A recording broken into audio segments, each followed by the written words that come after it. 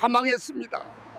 기름값 때문에 내 노후도 건강도 도저히 못하겠어요. 혹시 요즘 주유소 가시면서 한숨 쉬어보신 적 있으십니까? 기름 넣을 때마다 가슴이 덜컥 내려앉으신 적 있으십니까? 저만 그런 게 아니었군요. 저는 38년째 트럭 핸들을 잡고 있습니다. 23 청년 때 시작해서 이제 환갑이 넘었습니다. 평생 이 일만 했습니다. 다른 건 할 줄 아는 게 없습니다. 그런 제가 요즘 주유소 전광판만 보면 한숨부터 나옵니다. 심장이 미치도록 뜁니다. 숫자가 무섭습니다. 보름 전만 해도 1,500원대였던 경유가 2,000원을 훌쩍 넘겼습니다. 하루아침에 500원이 뛴 겁니다. 자고 일어났더니 세상이 달라져 있었습니다.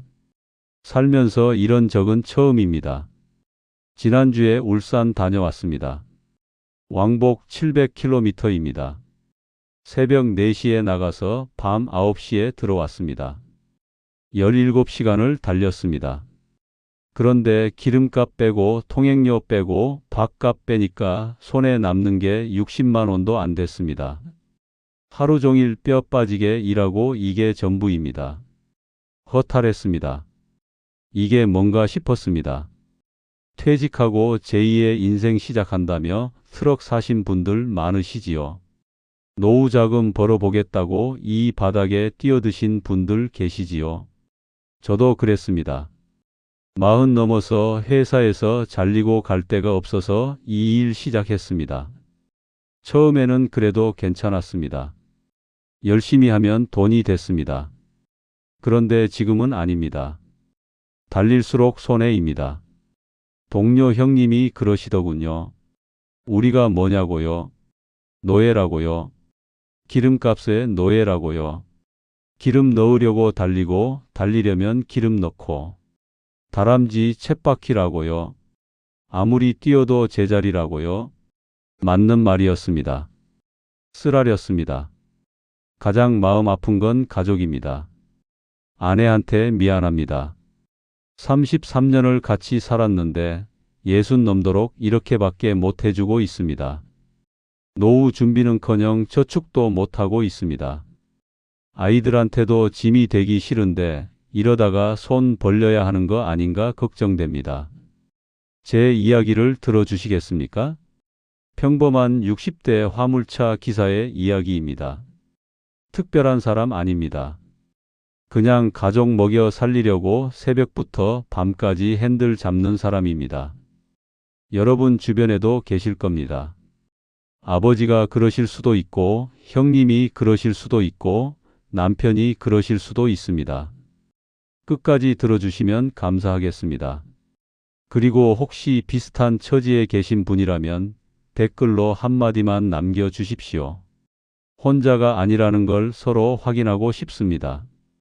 그 한마디가 저 같은 사람에게는 내일 또 핸들 잡을 힘이 됩니다.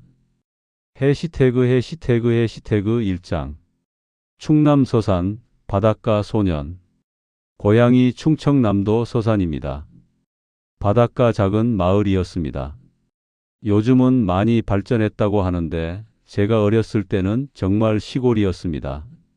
논밭이 끝없이 펼쳐져 있었고 갯벌에서 조개 캐는 게 놀이였습니다. 지금도 눈 감으면 그 짭짤한 바다 냄새가 납니다. 어린 시절 기억은 참 오래 가더군요. 아버지는 어부였습니다. 작은 배를 가지고 계셨습니다. 새벽마다 바다에 나가셨습니다. 해 뜨기 전에 나가서 해 질 무렵에 돌아오셨습니다.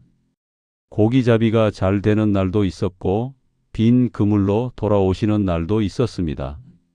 바다는 그런 겁니다. 사람 마음대로 안 됩니다. 지금 생각하면 아버지도 참 고되셨습니다. 어머니는 농사를 지으셨습니다. 작은 밭이 있었습니다. 고추, 배추, 무 같은 걸 심으셨습니다. 농사일이 없을 때는 남의 집 일을 도우셨습니다. 쉬시는 날이 없었습니다. 새벽부터 밤까지 일하셨습니다. 손이 거칠고 갈라져 있었습니다. 그 손으로 밥 해주시고 빨래해 주시고 저희를 키우셨습니다. 지금도 어머니 손이 생각나면 코끝이 찡합니다. 형제가 넷이었습니다. 위로 누나가 둘, 그리고 남동생. 저는 셋째였습니다. 집안에서 유일한 아들 노릇을 해야 했습니다. 아버지가 그러셨습니다. 내가 장남이니까 집안을 일으켜야 한다고요. 어린 마음에 그 말이 무거웠습니다. 기대가 부담이 되는 거 아시지요? 지금 생각하면 그냥 어린애한테 너무 무거운 짐을 지우신 거였습니다. 가난했습니다. 솔직히 말씀드리면 넉넉한 적이 한 번도 없었습니다. 밥은 굶지 않았지만 반찬은 늘 부실했습니다. 고기는 명절에나 먹었습니다. 새 옷이라는 건 몰랐습니다.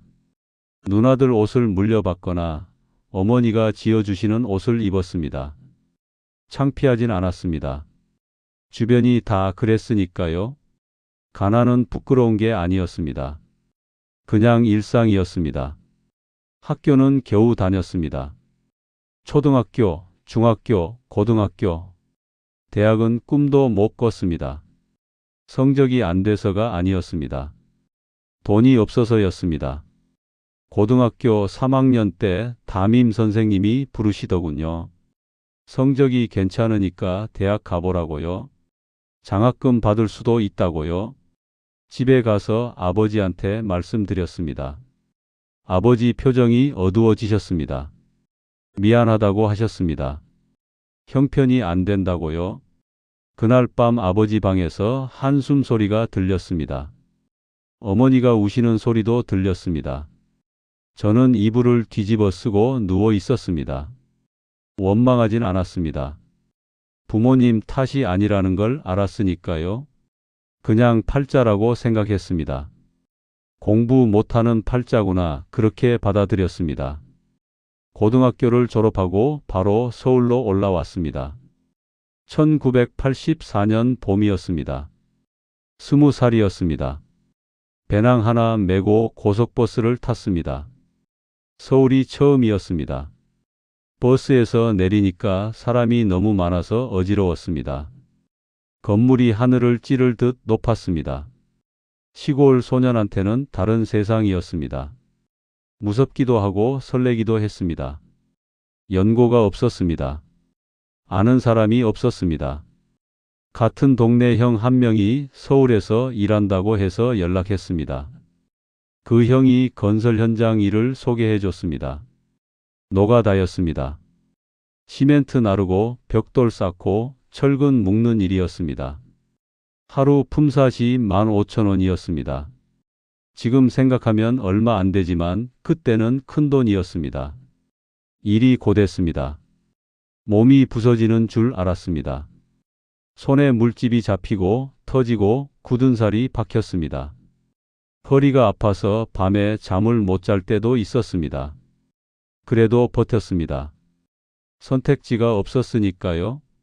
고향에 돌아갈 수도 없었고 다른 일을 할 능력도 없었습니다. 이 악물고 버텼습니다. 지금 생각하면 그때가 제일 힘들었습니다. 그렇게 3년을 일했습니다. 23이 됐을 때 군대에 갔습니다. 늦은 입대였습니다. 군대에서 운전을 배웠습니다. 군용 트럭을 몰았습니다. 처음에는 서툴렀습니다. 기어 넣는 것도 어려웠고 후진할 때 방향이 헷갈렸습니다. 그런데 배우다 보니까 재미가 붙었습니다. 이거다 싶었습니다. 제대하면 트럭 운전을 해봐야겠다고 마음먹었습니다.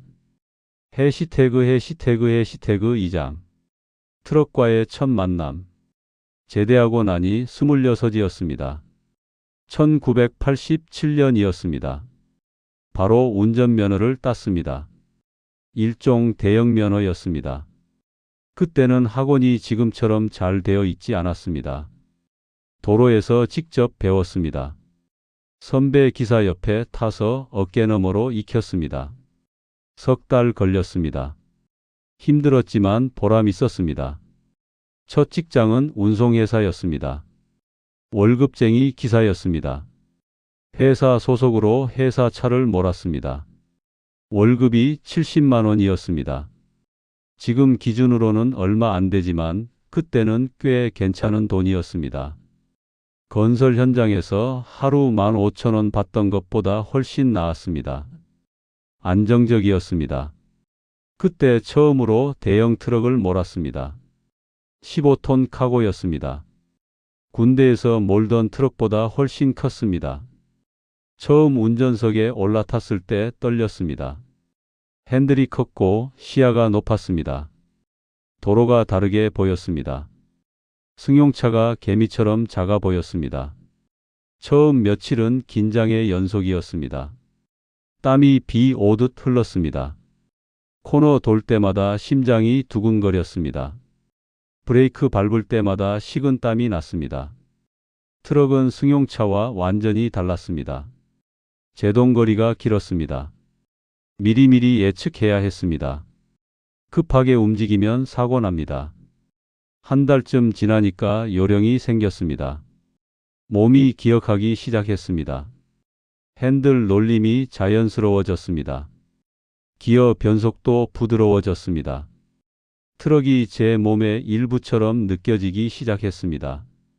그제야 운전이 재밌어졌습니다.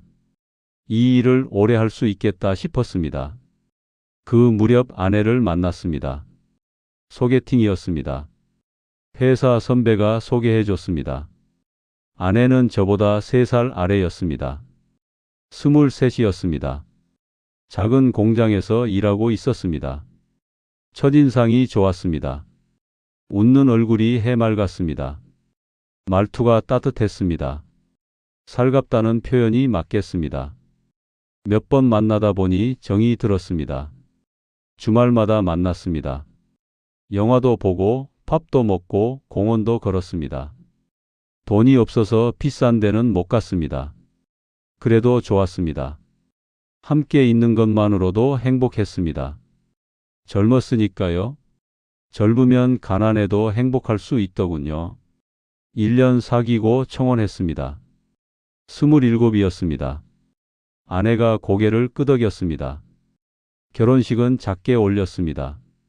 돈이 없었습니다. 친척들만 모아서 조촐하게 했습니다. 신혼여행도 못 갔습니다. 바로 다음 날부터 출근했습니다.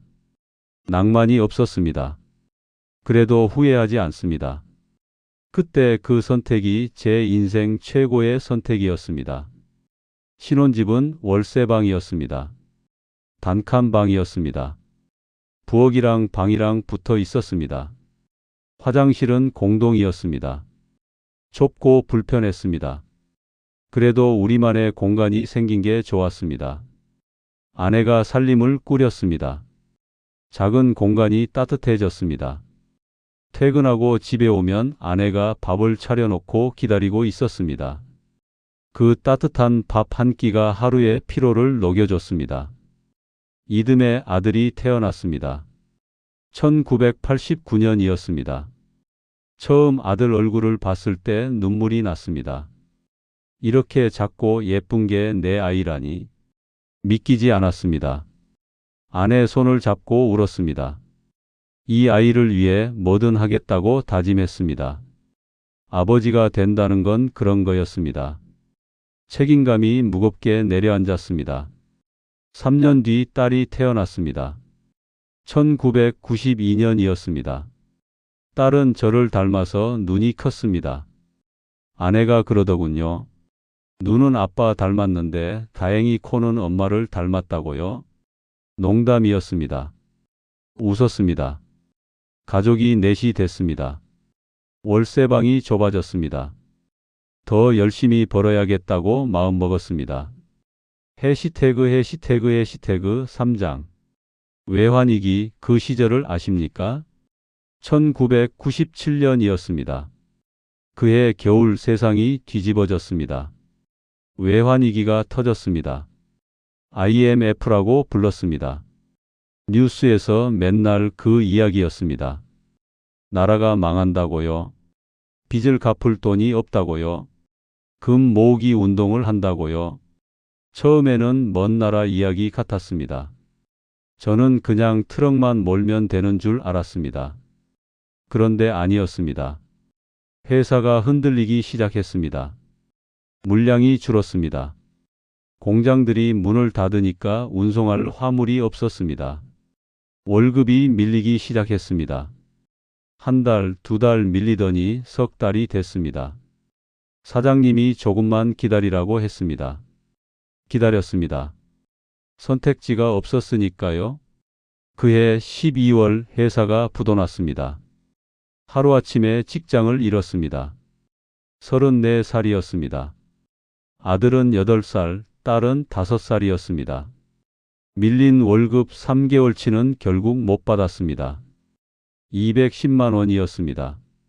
그 돈이면 석 달 월세였습니다. 분했습니다. 억울했습니다. 그렇다고 어디 하소연할 데도 없었습니다. 백수가 됐습니다. 난생 처음 백수가 됐습니다. 하루가 길었습니다. 집에 있으면 눈치가 보였습니다.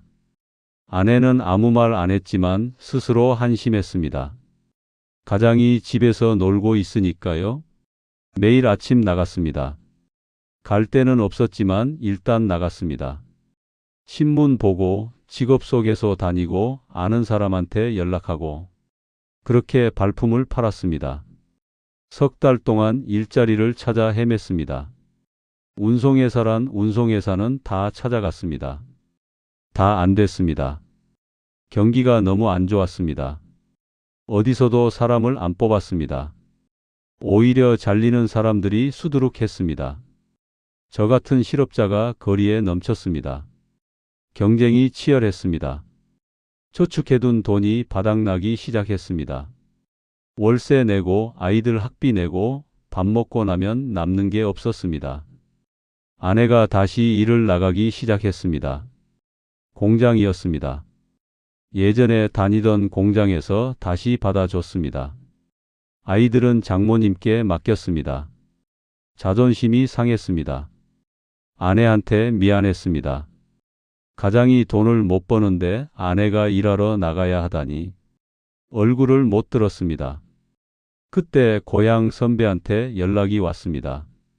같은 동네 출신 형님이었습니다. 서울에서 트럭 운전을 하고 계셨습니다. 형님이 제안을 하셨습니다.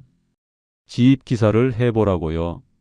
회사 소속이 아니라 개인 사업자로 트럭을 사서 운송회사에 등록하는 겁니다. 일은 회사에서 배차해주고 수입은 내가 가져가는 겁니다.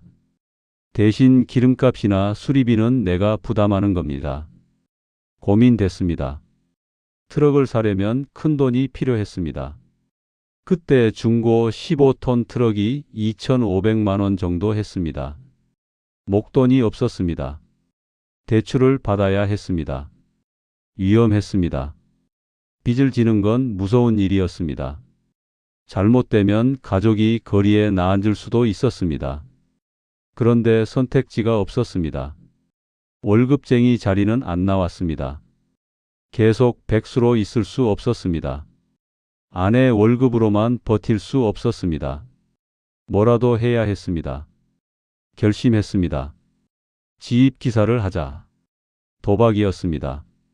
이기면 살고 지면 죽는 도박이었습니다. 대출을 받았습니다. 2천만 원을 빌렸습니다. 나머지 500만 원은 장인어른께 손을 벌렸습니다. 부끄러웠습니다. 30 중반 먹은 사위가 장인어른한테 돈을 빌리다니 고개를 못 들었습니다. 장인어른이 아무 말씀 없이 돈을 주셨습니다. 잘해보라고만 하셨습니다. 그 은혜를 평생 잊지 못합니다. 돌아가실 때까지 갚았습니다. 이자까지 쳐서 갚았습니다. 중고 트럭을 샀습니다. 15톤 카고였습니다. 7년 된 차였습니다. 낡았지만 엔진은 튼튼했습니다. 제 이름으로 된 첫 번째 차였습니다. 운전석에 앉았을 때 감회가 새로웠습니다. 내 차다. 내가 주인이다. 책임감과 설렘이 동시에 밀려왔습니다. 1998년 봄 35에 새 출발을 했습니다. 해시태그 사장. 뼈를 깎는 초창기. 지입 기사 첫 해는 지옥이었습니다. 과장이 아닙니다. 정말 죽을 것 같았습니다. 월급쟁이 때는 시키는 대로만 하면 됐습니다. 지입은 달랐습니다. 모든 걸 제가 알아서 해야 했습니다. 화물 찾는 것부터 정상까지 다 제 몫이었습니다.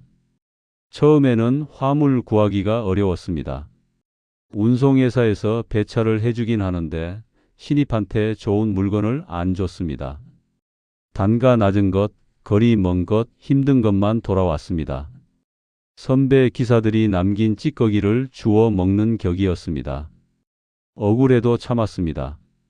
신입이니까요. 다 그렇게 시작하는 거라고 했습니다. 공차로 돌아오는 날이 많았습니다. 화물을 싣고 가서 내려놓고 빈 차로 돌아오는 겁니다. 가는 길에만 운송비를 받고 오는 길은 공짜로 달리는 겁니다. 기름값은 기름값대로 나가는데 수입은 반쪽이었습니다. 효율이 안 나왔습니다. 적자가 쌓였습니다. 그해 여름 한 달 정산을 해봤습니다. 울고 싶었습니다. 운송비로 200만 원을 벌었는데 기름값이 80만 원, 통행료가 30만 원, 수리비가 20만 원, 보험료가 15만 원, 대출이자가 30만 원이었습니다. 다 빼니까 손에 남는 게 25만 원이었습니다. 한 달 내내 죽어라 일해서 25만 원. 아내 공장 월급보다 적었습니다. 자괴감이 밀려왔습니다.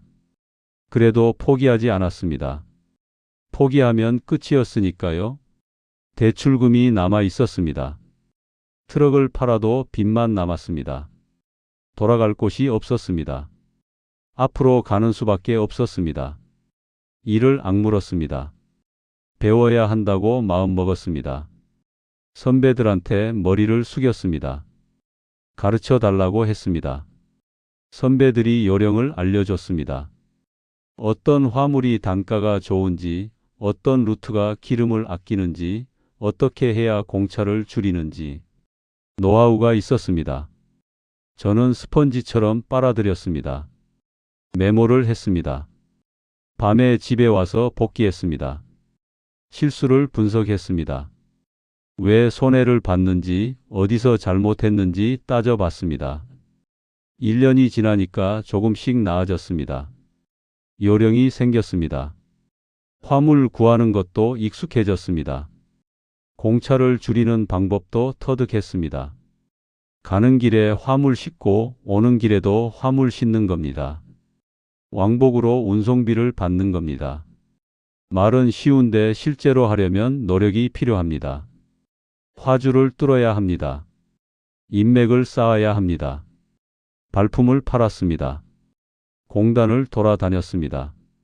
공장 사무실에 명함을 돌렸습니다. 처음에는 문전박대를 당했습니다. 필요 없다고 이미 계약된 업체가 있다고요? 포기하지 않았습니다. 또 갔습니다. 얼굴을 익혔습니다. 성실한 모습을 보여줬습니다. 1년쯤 지나니까 단골이 생기기 시작했습니다. 2000년이 됐을 때 드디어 흑자로 돌아섰습니다. 한 달에 250만 원 정도 손에 쥐게 됐습니다. 대출이자 내고 생활비 쓰고 조금씩 저축도 하게 됐습니다. 아내가 공장을 그만뒀습니다. 아이들 곁에 있기로 했습니다. 그제야 숨이 트였습니다. 3년을 버틴 보람이 있었습니다. 그때 깨달았습니다. 이 일은 처음이 힘들구나. 버티면 된다. 첫 3년만 버티면 그 다음부터는 괜찮아진다. 지금 힘드신 분들께 말씀드리고 싶습니다. 버티십시오. 처음은 누구나 힘듭니다. 하지만 버티면 길이 보입니다. 저도 그랬습니다. 해시태그 5장. 황금기가 있었습니다. 2000년대 초중반이 황금기였습니다. 그때가 제일 좋았습니다. 지금도 그 시절이 그립습니다. 돈이 됐습니다. 열심히 하면 그만큼 벌었습니다. 달리는 만큼 통장에 찍혔습니다. 요즘처럼 달릴수록 손해인 게 아니었습니다. 경기가 좋았습니다. 외환위기 이후 경제가 살아났습니다. 공장이 돌아갔습니다. 수출이 늘었습니다. 화물이 넘쳤습니다. 일이 밀려들었습니다. 쉬고 싶어도 쉴 수가 없었습니다. 화물을 거절해야 할 정도였습니다. 행복한 비명이었습니다. 기름값도 안정적이었습니다. 리터당 1,000원 초반대였습니다. 지금 생각하면 꿈 같은 가격입니다. 기름 넣을 때 스트레스가 없었습니다. 가득 채워도 20만 원 안쪽이었습니다. 그때는 주유소 전광판을 쳐다보면서 한숨 쉬는 일이 없었습니다. 2005년에 트럭을 바꿨습니다. 15톤에서 25톤으로 올렸습니다. 새 차를 샀습니다. 8천만 원이었습니다. 대출을 받았지만 자신이 있었습니다. 수입이 좋았으니까요. 5년 만에 대출금을 다 갚았습니다. 제 차가 됐습니다. 뿌듯했습니다. 그 시절 한 달 수입이 400만 원에서 500만 원 사이였습니다. 많이 뛰면 600만 원도 벌었습니다. 지금 기준으로도 적지 않은 돈입니다.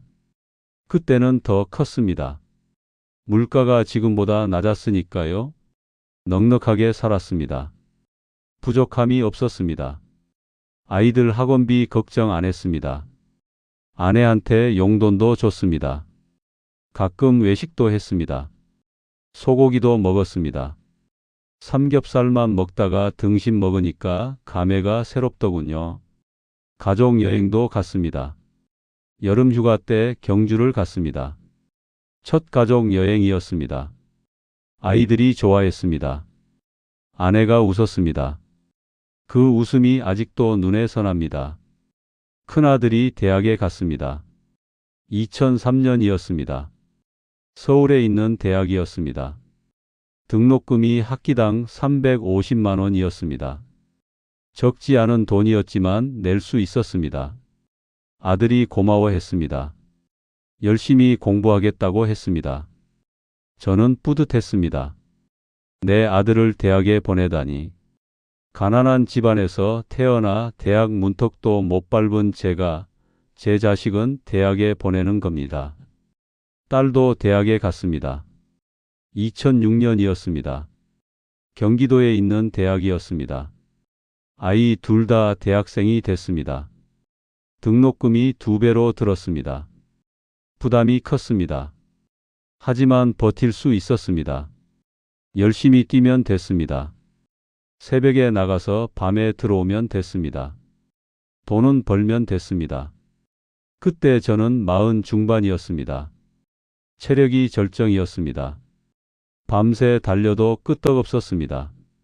하루에 1000km를 뛰어도 다음 날 멀쩡했습니다. 젊다는 게 뭔지 알았습니다. 힘들어도 회복이 빨랐습니다. 잠만 자면 새 사람이 됐습니다. 그때는 몸이 자본이라는 말을 실감했습니다. 돌이켜보면 그때가 마지막 황금기였습니다. 그 뒤로 내리막이 시작됐습니다. 서서히, 천천히. 처음에는 못 느꼈습니다. 어느 순간 돌아보니까 많이 내려와 있었습니다. 황금기는 다시 오지 않았습니다. 그때로 돌아갈 수 있다면 좋겠습니다. 하지만 세월은 돌아가지 않습니다. 해시태그 6장.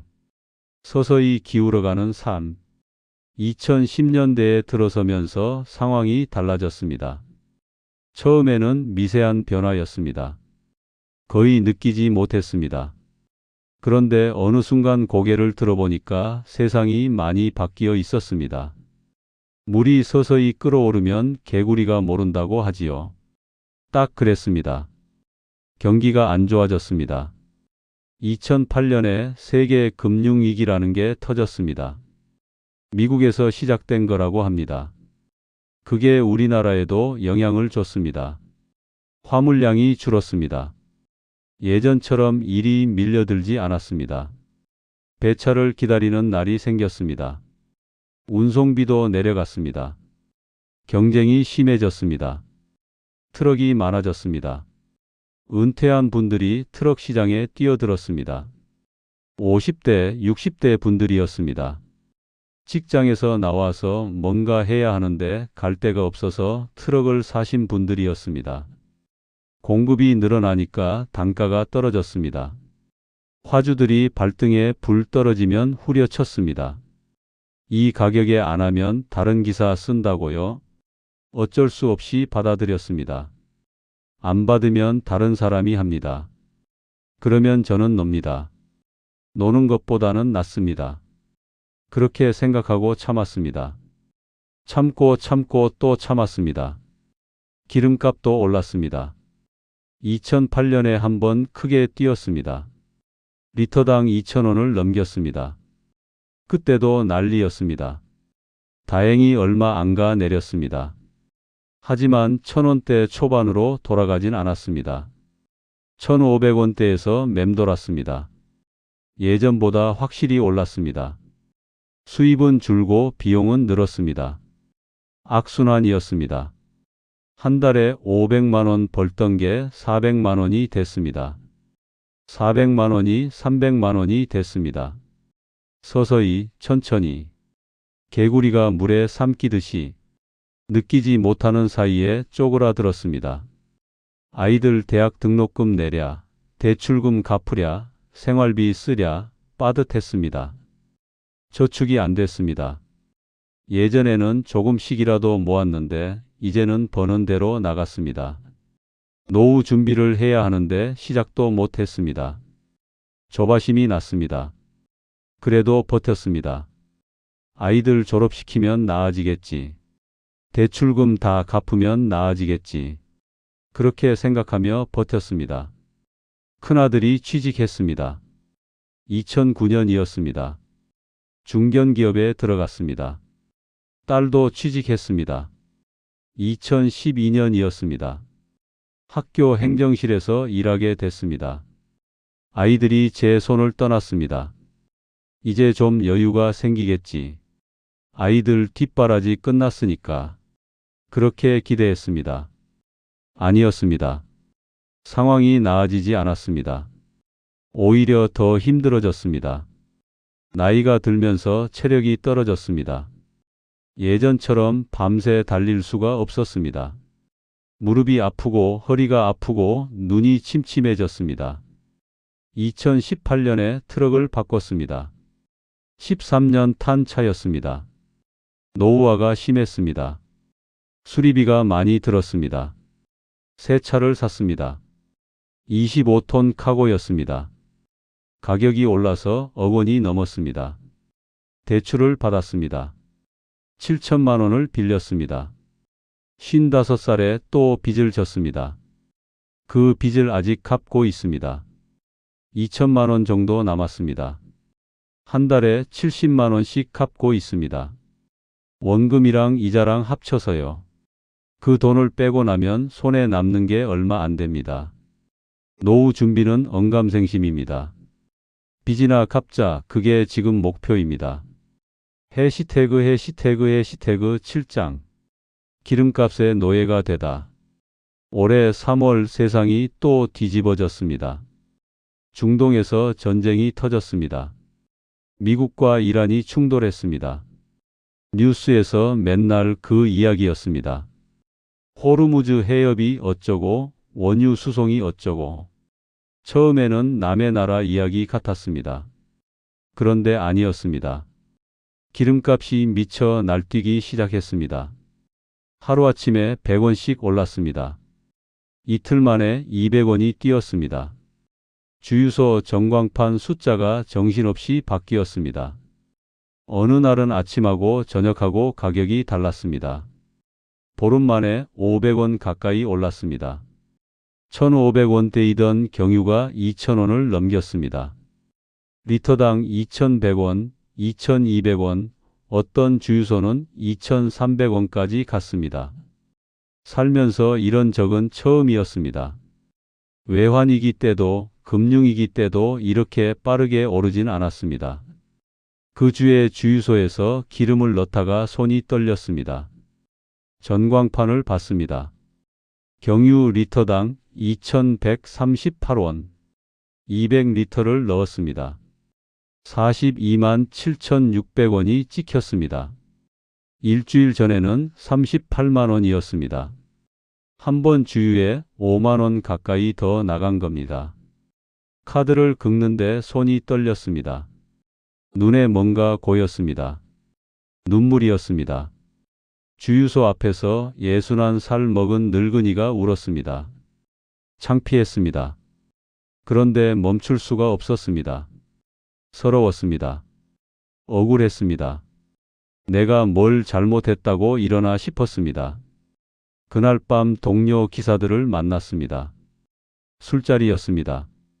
다들 표정이 어두웠습니다. 누가 먼저랄 것 없이 기름값 이야기가 나왔습니다. 다들 죽겠다고 했습니다. 미치겠다고요? 이러다 다 망한다고요? 김철호 형님이 그러셨습니다. 30년 트럭 몰았는데 이런 적은 처음이라고요? 우리가 뭐냐고요? 노예라고요? 기름값의 노예라고요? 기름값이 오르면 우리는 꼼짝 못한다고요? 운송비 올려달라고 할 수도 없고 다른 일 할 수도 없고 그냥 당하는 수밖에 없다고요? 맞는 말이었습니다. 우리는 노예였습니다. 기름 없이는 한 발짝도 못 움직입니다. 기름값이 오르면 그만큼 피를 빨립니다. 그런데 기름값을 우리가 통제할 수 없습니다. 중동에서 전쟁이 나고 국제 유가가 뛰면 우리는 그냥 당합니다. 항의할 때도 없습니다.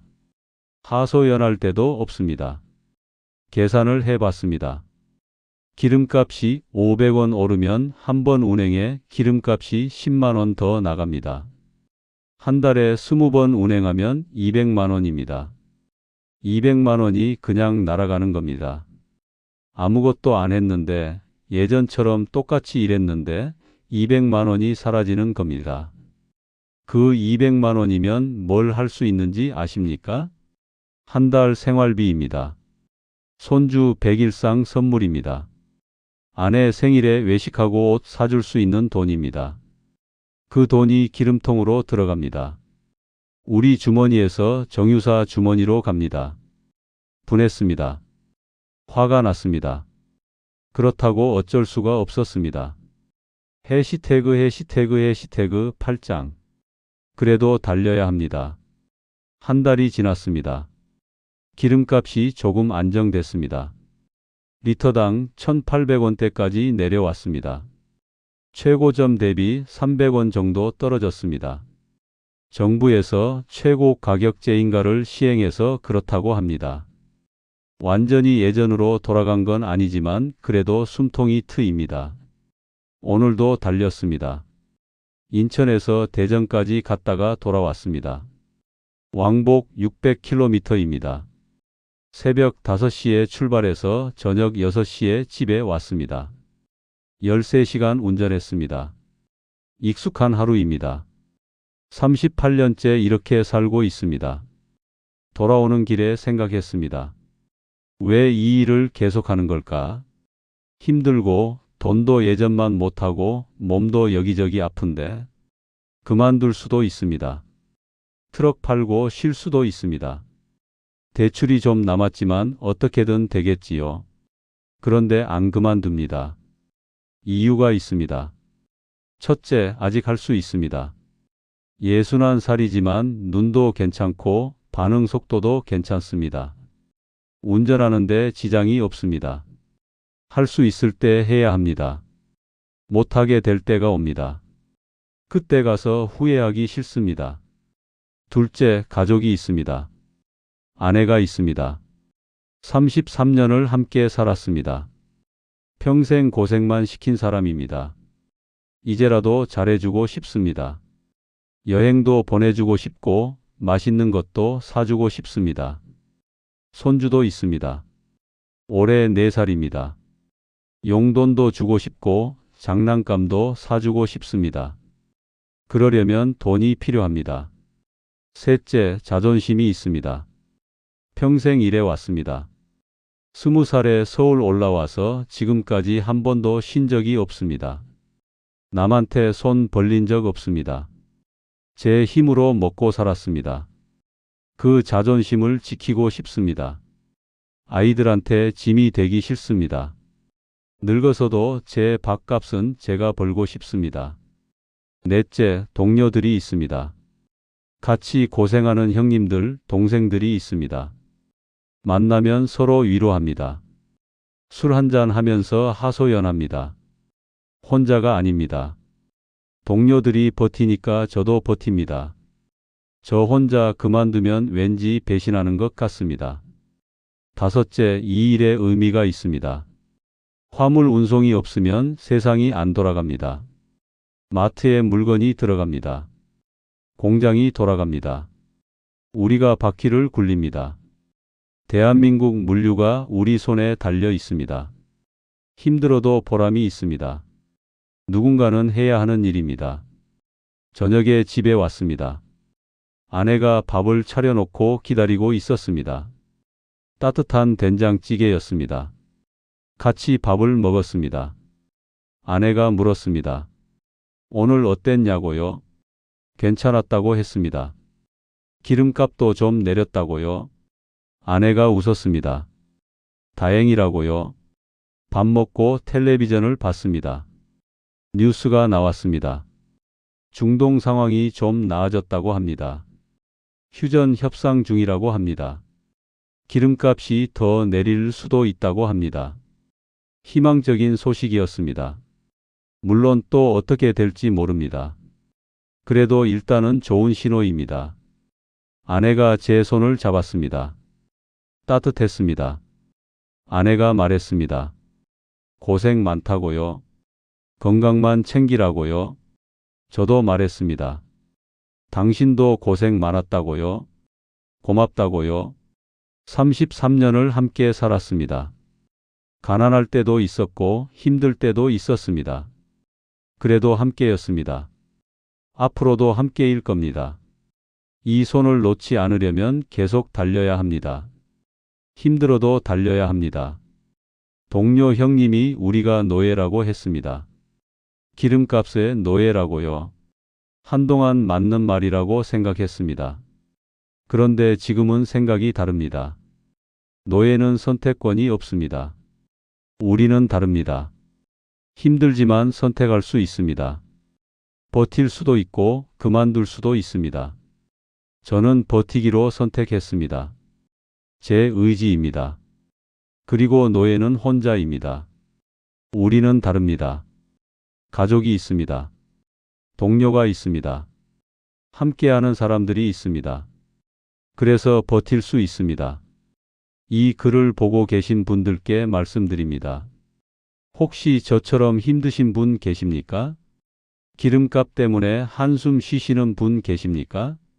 화물차 기사님, 택배 기사님, 버스 기사님, 농민분들, 어민분들, 다들 힘드셨을 겁니다. 포기하지 마십시오. 버티십시오. 지금은 힘들어도 좋아질 겁니다. 버티면 됩니다. 이번에 버텼으니까 다음에도 버틸 수 있습니다. 우리는 그렇게 살아왔습니다. 그리고 서로 위로합시다. 댓글로 한마디 남겨주십시오. 응원이든 격려든 아니면 그냥 나도 힘들다는 한마디든요. 그게 저 같은 사람에게는 큰 힘이 됩니다. 내일 새벽에 또 일어나서 핸들 잡을 힘이 됩니다. 혼자가 아닙니다. 우리는 함께입니다. 같이 버팁시다. 같이 이겨냅시다. 여기까지 제 이야기였습니다.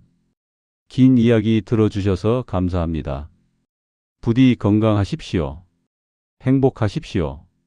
다음에 또 찾아뵙겠습니다.